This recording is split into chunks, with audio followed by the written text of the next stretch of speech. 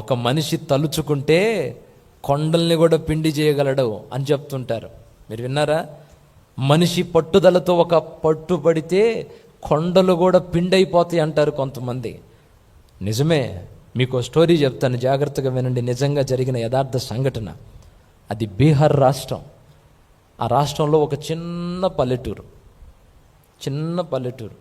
ఆ పల్లెటూరుకి కాస్తంత దూరంలో పట్టణం ఉంది. ఇక్కడ ఉన్నవాళ్ళు ఏదైనా ఒక పని చేసుకోవాలి అని అంటే ఆ పట్టణానికి ఈ పల్లెటూరికి మధ్యలో పెద్ద పెద్ద కొండలు ఉన్నాయి. ఈ కొండల చుట్టూ తిరిగి సిటీ వెళ్ళాలంటే దగ్గర దాపుగా 70 కిలోమీటర్ల దూరం అంట. ఈ చిన్న పల్లెటూరు నుండి ఆ చుట్టూ కొండలు తిరిగి సిటీ వెళ్ళాలంటే 70 కిలోమీటర్ల టైం పట్టిందంట.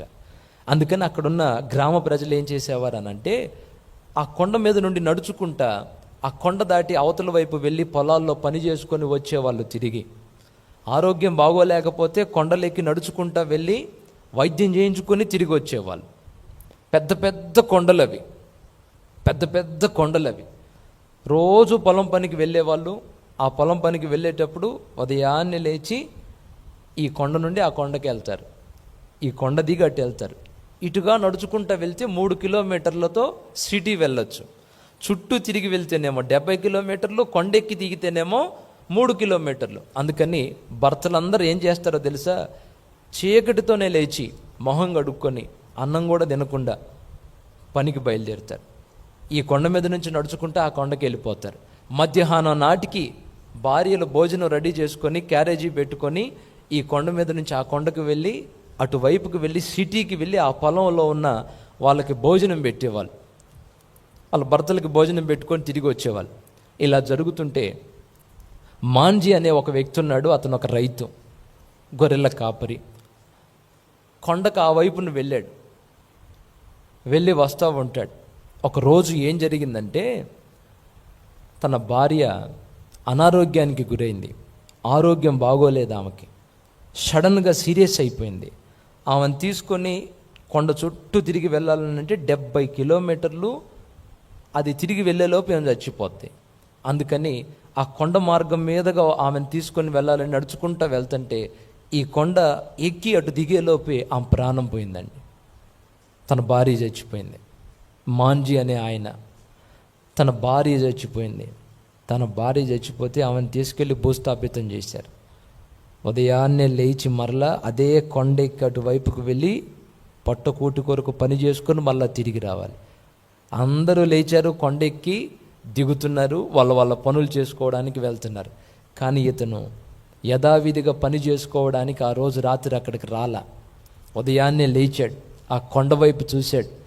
ఎంతోమందిని పొట్టన పెట్టుకున్న ఈ కొండని ఇక్కడ లేకుండా చేయాలి.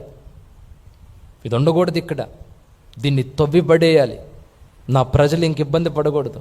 నా భార్యలాగా ఇంకా ఏ వ్యక్తి ఈ కొండ వల్ల చనిపోకూడదు, ఏ వ్యక్తి ఈ కొండ వల్ల ఇబ్బందులు పడకూడదు అని ఒక దృఢ సంకల్పంతో ఆ ఉన్న పొలాన్ని, గొర్రెల్ని అమ్మి కొండల్ని పగలగొట్టే ఈ సుత్తులు ఉంటాయి కదా, ఇనుప పరికరాలు కొనుక్కొని రోజు ఉదయాన్నే లెగవడం, ఆ కొండకు వెళ్ళడం, ఓ పక్క నుండి తవ్వడం మొదలుపెట్టడం.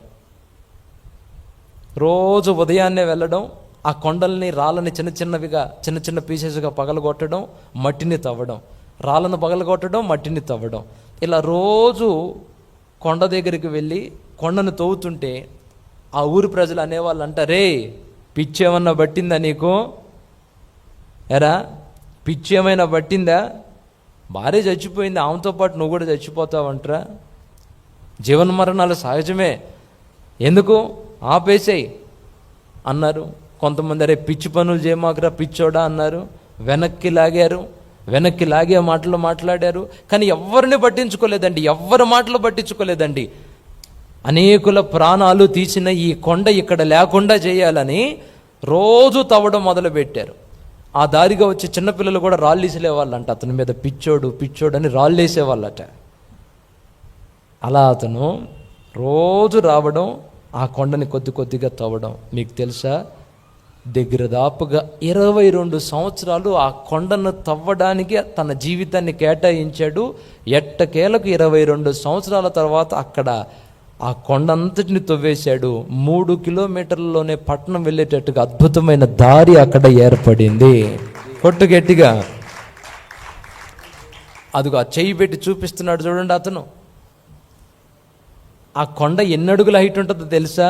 300 అడుగుల హైట్ ఉంటుంది. అది 300 అడుగుల హైట్ కొండని ఒక్కడే 22 సంవత్సరాలు పట్టుదలతో నేను తవ్వుతా.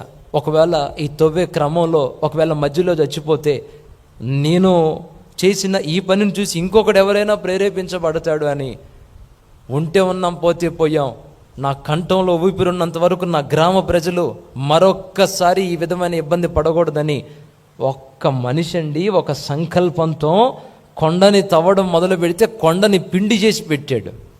నాకు ఆ స్టోరీ విన్నప్పుడు చాలా సిగ్గనిపించింది, రోమాలు నెక్కపడుచుకున్నాయి. ఇది కదా పట్టుదలంటే. 22 సంవత్సరాల తన నిండు జీవితాన్ని తాను ఏదైతే లక్ష్యం పెట్టుకున్నాడో దాని మీద టార్గెట్ పెట్టి కొట్టాడు. చివరికి సాధించాడు. 2007లో ఒక దారి గవర్నమెంట్ అతని త్యాగాన్ని గుర్తించి చక్కని తార్ రోడ్డు ఒకటి వేశారు. ఆ రోడ్డుకి ఏం పేరు పెట్టారో తెలుసా? మాంజీ మార్గ్. ఏంటి? మాంజీ మార్గ్.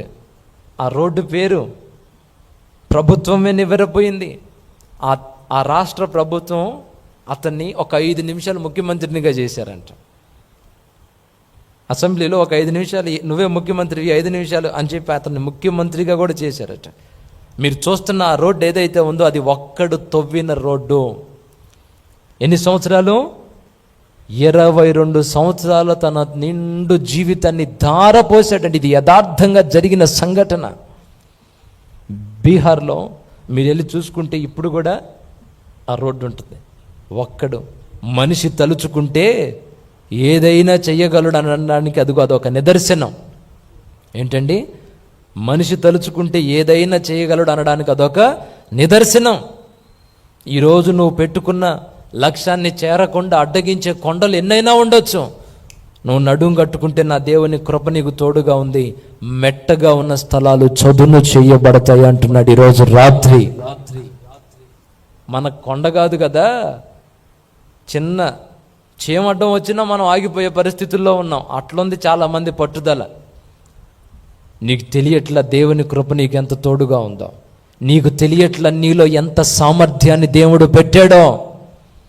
ఒక్క మనిషి తన భార్య చనిపోతే తనలాగా ఇంకా ఎవరు ఇబ్బంది పడకూడదని పని పాట పక్కన పెట్టి ఆస్తిపాస్తులమ్మి పరికరాలు కొనుక్కొని ఎవ్వరి సహాయం లేకుండానే అందరూ నిందిస్తున్నా దూషించి మాట్లాడుతున్నా వాడికి మైండ్ పోయింది, ఆ పిచ్చోడిని వదిలిపెట్టండి అని అనుకున్నా 22 సంవత్సరాల తర్వాత ఊరే ఆశ్చర్యపోయింది.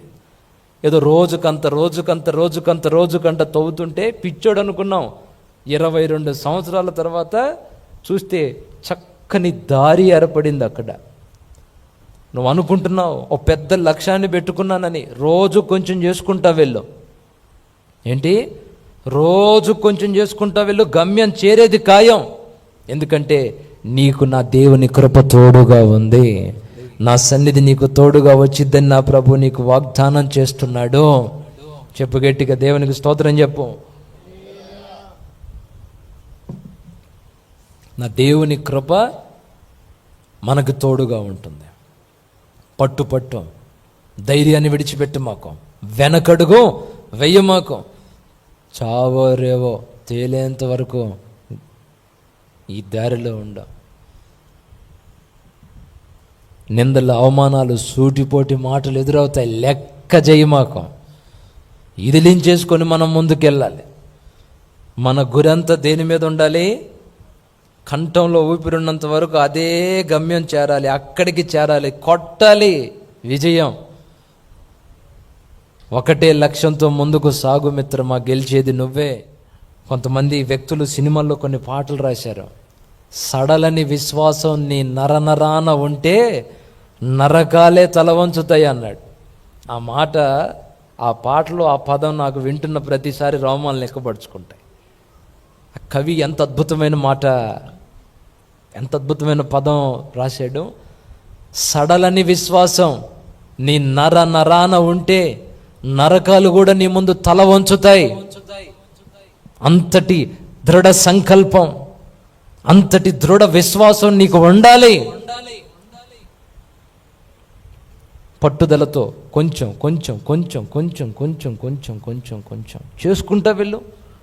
రోజు చేసే ఆ కాస్త పూర్తి ఎఫెక్ట్ పెట్టి చెయ్యి, పూర్తి నిశ్చయతతో చెయ్యి.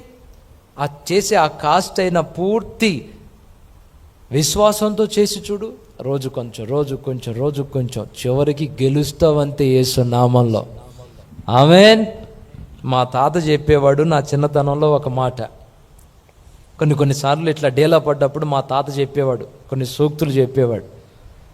ఏమని చెప్పేవాడు అని అంటే, అప్పట్లో ఒక రైతు ఒక ఎద్దుని తీసుకొని పొలానికి వెళ్ళాడట. కొత్తగా కొన్నాడు దాన్ని, వ్యవసాయం చేయించడానికి, దుక్కి దున్నడానికి ఒక క్రొత్త ఎద్దును కొన్నాడు. దాన్ని తీసుకొని అలా పొలానికి వెళ్ళాడు. అది డౌన్గా ఉంటుంది, గట్టెక్కి దిగాలి. ఈ రైతు ఆ ఎద్దుని తీసుకొని అలా గట్టు మీదకి ఎక్కితే, ఈ గట్టు మీద ఉన్న ఎద్దు అలా కళ్ళు తెరిచి అలా పరకాయించి చూసిందంట. చూసి అది అనుకుందంట, అమ్మో నాయనో, ఇప్పుడు ఇన్ని 100 ఎకరాలు దున్నాలా, నేను ఇన్ని 100 ఎకరాలు దున్నాలా అని అక్కడే గుండె పగిలి తెచ్చిందంట. మా తాత చెప్పేవాడు, ఆయన చెప్పే మాటల్లో చాలా ఆంతర్యం ఉంటుంది. చాలేమన్న వాళ్ళ నాన్న ఆ ఒక్క మాటలో చూడు ఎంత అర్థం ఉందో. ఆయన అంటాడు, అంత ఎవరు దున్నమన్నారు నిన్ను? రోజులో నువ్వు ఎంత దున్నగలవో అంత దున్నుకుంటా పోతే బ్రతుకు కాలంలో మొత్తం దున్నేద్దువు. కానీ చూసి వామ్మో ఎంత చేయాలా, అప్పుడే గుండె పగిలిపోయింది. ఈరోజు నువ్వు పెట్టుకున్న టార్గెట్ పెద్దదై ఉండొచ్చు, ఓ పెద్ద లక్ష్యాన్ని నువ్వు పెట్టుకొని ఉండొచ్చు, ఒక ఉజ్జీవాన్ని నువ్వు ఉన్న ప్రాంతంలో రగిలించాలని నువ్వు అనుకోవచ్చు. ఒక్కొక్క ఆత్మని ఒక్కొక్క అడుగు వేసుకుంటా వెళ్తే గమ్యం చేరుతాం. మనం ఎంతో కొంత చేస్తాం కదా, మన లక్ష్యాన్ని మనం చేరుకుంటాం కదా. 1000 మైళ్ళైనా ఒక్క అడుగుతోనే ప్రారంభమైంది, గుర్తుపెట్టుకో. 1000 అడుగులు వేసిన వాడైనా ఒక్క అడుగే ప్రారంభమని గుర్తుపెట్టుకో. ఈరోజు ఈ మాటలు దేవుడు మనతో మాట్లాడుతున్నాడు అని అంటే ఒక అద్భుతమైన విజయం మనకి ఇవ్వబోతున్నాడు నా తండ్రి. నువ్వున్న ఆ పోరాటంలో నీకు గెలుపు ఇవ్వాలని డిసైడ్ చేశాడు ఆయన. గనుకనే ఈరోజు ఈ మాటలు నీకు అందిస్తున్నాడు. డీలా పడొద్దు, పట్టు విడవద్దు, చెంచలంగా ఉండొద్దు, నిబ్బరాన్ని విడిచిపెట్టొద్దు, ధైర్యాన్ని విడిచిపెట్టొద్దు, సాగిపో. పట్టు పడితే దారిలో ఎన్ని ఎదురైనా వెనకడుగు వెయ్యకూడదు. నిందలు, అవమానాలు, సూటిపోటి మాటలు ఎదురవుతాయి. లెక్క చేయకుండా నువ్వు చేసేది నువ్వు చేసుకుంటావు. దావీదు యుద్ధంలోకి వచ్చి నేను కొడతాను గొల్లియాతుని అన్నాడు. అనలేమన్నారు, ఏరా నీకు అప్పచెప్పిన గొర్రెలను ఏం చేసావు?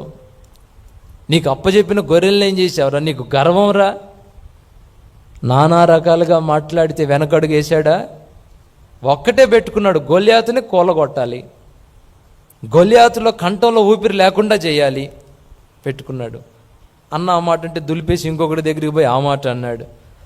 అతను రాజు దగ్గరికి తీసుకెళ్తే రాజు అన్నాడు, వాడు బాల్యం నుండే యుద్ధాభ్యాసం చేసినోడు, నువ్వెక్కడ కొడతావు వాడిని అని. రాజుకు చెప్పే సమాధానం రాజుకు చెప్పాడు. యుద్ధ రంగంలోకి అడుగు పెట్టాడు. ఎట్టకేలకు గొల్లియాతును కూలగొట్టాడు, ఇశ్రాయేలీలకు గెలుపు తెచ్చి పెట్టాడు. ఎన్ని దాటుకొని వెళ్ళాడో చూడు, ఎంతమందిని దాటుకొని వెళ్ళాడో చూడు. ఈరోజు నువ్వు నేను మనం అదే దృఢమైన సంకల్పం కలిగి ఉండాలి.